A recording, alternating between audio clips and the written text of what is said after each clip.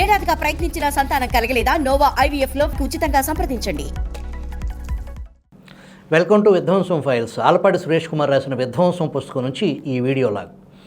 Kurnool Jagannath గట్టుపై high court నిర్మించి తీరుతామని ఆర్థిక మంత్రి బుగ్గన రాజేంద్రనాథ్ నాయకత్వంలోని వైసీపీ నేతలు కర్నూలు రాయలసీమ గర్జన సభలో శపథం పట్టే నాటికి వారి అధినేత జగన్మోహన్ రెడ్డి ఆంధ్రప్రదేశ్ను 3 రాజధానుల అనిశ్చితిలోకి నెట్టి 3 ఏళ్లు నిండింది. అప్పటికి కానీ ఆ తర్వాత ఇప్పటి వరకు గడిచిన సంవత్సర కాలంగా కానీ క్షేత్రస్థాయిలో ఎలాంటి మార్పు లేదు. 3 రాజధానుల చట్టాలు చెల్లవని ప్రకటించిన హైకోర్టు తీర్పుపై స్టే ఇచ్చేందుకు సుప్రీంకోర్టు తిరస్కరించింది. నిజానికి ఈ తీర్పుకు ముందే జగన్ ప్రభుత్వం ఆ చట్టాలను ఉపసంహరించింది. దాని అర్థం 3 రాజధానుల చట్టాలు అనేవి అమలులో లేవని, రాజధానిగా అమరావతి హోదాలో మార్పేమీ లేదని. అవునా? మరి 3 రాజధానుల చట్టం అన్నదే అమలులో లేనప్పుడు దానిలో భాగమైన కర్నూలులో హైకోర్టు అనే ముచ్చట తీసుకురావటం ఎలా సబబు? అసలు వైసీపీ నేతలకు ఈ సబబు బేసబబు మీమాంస వస్తే కదా కార్యనిర్వాహక రాజధాని పేరుతో విశాఖపట్నానికి రాజధాని తరలించడం అయినా, న్యాయ రాజధాని పేరుతో కర్నూలుకు హైకోర్టు తరలించడం అయినా అదేదో ప్రజాహితం కోసమే అన్నట్లు జనాన్ని మభ్యపెట్టడం వారికి వెన్నతో పెట్టిన విద్య. ఇప్పటికీ ఈ మభ్య పెట్టడం అనే కార్యక్రమం దివ్యంగా కొనసాగుతుంది. ఇబ్బంది ఎదురైనప్పుడల్లా ఉత్తరాంధ్ర ద్రోహి అనో రాయలసీమ ద్రోహి అనో టీడీపీపై నెపం మోపితే సరిపోతుంది.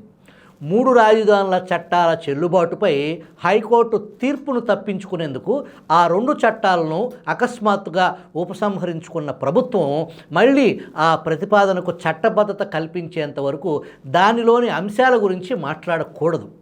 ప్రత్యేకించి ఆ వివాదం అత్యున్నత న్యాయస్థానం పరిశీలనలో ఉన్నప్పుడు. కానీ ముఖ్యమంత్రి మొదలుకొని వైసీపీ మంత్రులందరూ ఈ నీతిని పదే పదే తప్పినవారే. అమరావతిలో ఏర్పాటైన హైకోర్టును మరొక చోటకు తరలించాలంటే దానికి ఉన్నత న్యాయస్థానం సమ్మతితో కూడిన ఒక నిర్దిష్టమైన ప్రక్రియ అనుసరించాలి.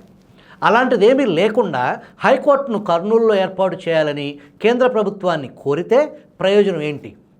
ప్రయోజనం ఉండదని కోరేవారికి తెలుసు. వారి లక్ష్యం ప్రజలను వంచడం మాత్రమే. కర్నూలులో హైకోర్టు అనే మాటకు కాస్త చారిత్రక నేపథ్యం ఉంది. మద్రాసు రాష్ట్రం నుంచి తెలుగు ప్రాంతాలకు ప్రత్యేక రాష్ట్రంగా విడదీయాలన్న డిమాండ్కు పెద్దగా సుముఖత వ్యక్తం చేయని రాయలసీమ నాయకులను దారికి తెచ్చుకునేందుకు 1937 నవంబర్ 16వ తేదీన మద్రాసులో సర్కార్ రాయలసీమ జిల్లాల ముఖ్యులతో ఒక సమావేశం జరిగింది. ఆంధ్ర పత్రిక వ్యవస్థాపకుడు దేశోద్ధారక కాశీనాథుని నాగేశ్వరరావు పంతులు గారి ఇంట్లో జరిగింది ఆ సమావేశం. ఆ భవనం పేరు శ్రీబాగ్. దానిలో అక్కడ జరిగిన ఒడంబడికకు శ్రీబాగ్ ఒప్పందం అనే పేరు స్థిరపడింది. ఈ ఒప్పందం గురించి మాట్లాడే ముందు అది పెద్ద మనుషుల ఒప్పందం తప్ప దానికి అధికారిక ముద్ర లేదని గుర్తుంచుకోవాలి. ఈ ఒప్పందంలో ఒక ముఖ్య అంశం ఏంటంటే రాజధాని హైకోర్టుల్లో ఒకదానిని రాయలసీమలో రెండవ దాన్ని కోస్తా ప్రాంతంలో నెలకొల్పాలి. ఏది కావాలో ఎంచుకునే అవకాశం ముందు రాయలసీమకు ఇవ్వాలి. ఆ తర్వాత 16 ఏళ్లకు ఆంధ్ర రాష్ట్రం ఏర్పడినప్పుడు కర్నూలులోనే రాజధాని పెట్టడంతో పేచీ లేకుండా పోయింది.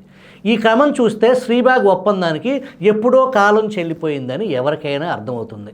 ఒకవేళ కాదనుకున్న ఉమ్మడి అభిప్రాయంతో శ్రీబాగ్ ఒప్పందం అంశాలు మార్చవచ్చని అందులోనే రాశారు. తెలంగాణను కలుపుకొని ఆంధ్ర రాష్ట్రం కాస్త 1956లో ఆంధ్రప్రదేశ్గా మారినప్పుడు రాయలసీమ పెద్దల సమ్మతితోనే కర్నూలు నుంచి రాజధాని హైదరాబాదుకు మారింది.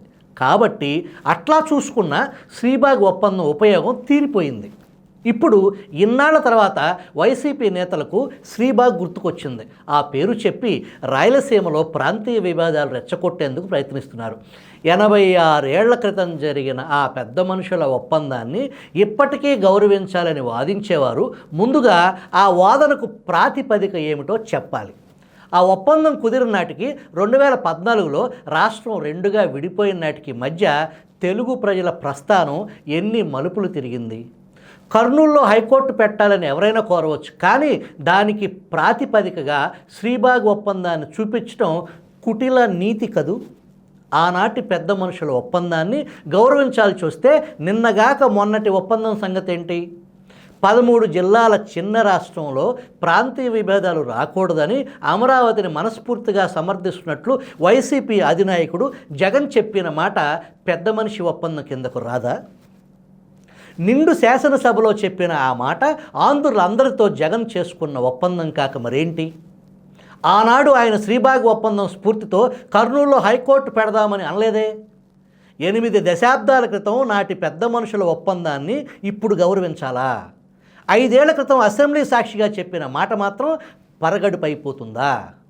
ఇదంతా చెబుతుంది కర్నూలులో హైకోర్టు పెట్టేందుకు వీల్లేదని వాదించడానికి కాదు, జగన్ నాయకత్వంలోని వైసీపీ పాటించే నీతి ఎలాంటిదో విడమర్చి చెప్పటానికి.